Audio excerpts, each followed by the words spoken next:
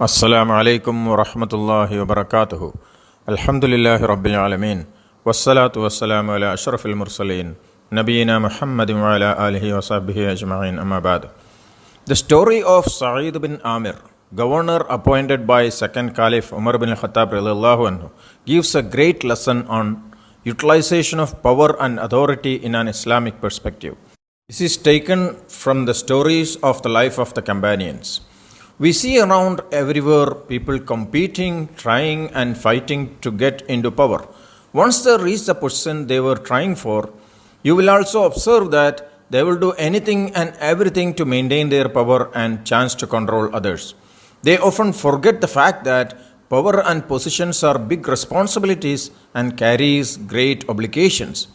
We would like to give you a simple highlight into a historic narration which will portray how the concept of authority and responsibility of leaders were considered and handled by the companions of the Prophet Muhammad sallallahu alaihi wasallam.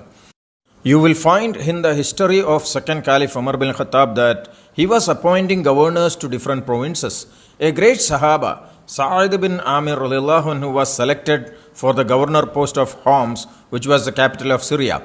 When Sa'id was called by Umar and informed of his decision to appoint him as a governor, Sa'id did not agree to it, saying that it may affect his normal life as a devoted Muslim. But it was then forced by Umar to Sa'id to take the responsibility and was finally accepted. It is said that during his tenure as governor of Homs, he chose to live in poverty and humbleness despite his high rank as a ruler of the province. One time, Umar asked the people of Syria to prepare a list of poor people to arrange for zakat payment, and was surprised to see the name of the governor as the first person in the list.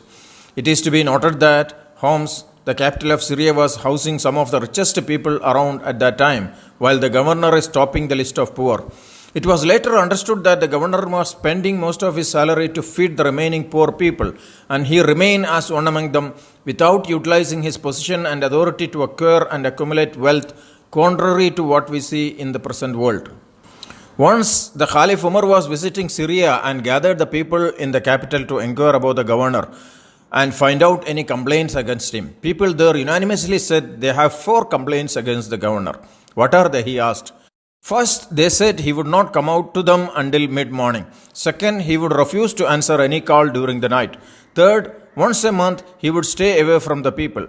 And fourth, once in a while, Sa'id radiallahu anhu would faint and lose consciousness for no apparent reasons.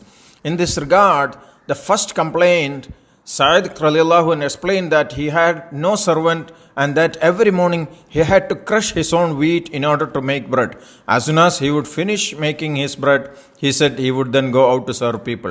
As for not answering any callers during the night, he said that he dedicated his days to serving the people and his nights to worshipping Allah. As for not going out to the people once a month, he explained that he had only one garment and that he washed it once a month and had then to wait until it dried. As for passing out every so often, he gave his explanation. When I was a mushrik, I witnessed the brutal execution of Khubayb ibn Adi radiallahu anhu, the torture and death by the Quraysh in Makkah. I saw how Quraysh cut his flesh little by little. They said to Khubayb, "Do you want Muhammad sallallahu alaihi wasallam to take your place?" He said, "By Allah, I would not want to be safe with myself, with my family and my children if Muhammad sallallahu alaihi wasallam were even to be pricked by a thorn." Sa'id added that being a polytheist at that time, he did nothing to aid Khubayb, and whenever he recalls the event, he becomes overwhelmed and with remorse and passes out. The Caliph dismissed the complaints and said, "Thanks Allah, my opinion about Sa'id has been confirmed by this trial. Verily, he is a great Muslim, and those who complain against him in their ignorance owe him an apology." This was the case of leaders in Islamic history who had power, authority, but they remained simple servant of Allah and were leading a humble life. They never utilized their position and power to accumulate fortune and wealth, in contrast to what we see in most of the places around the world, with few exceptions.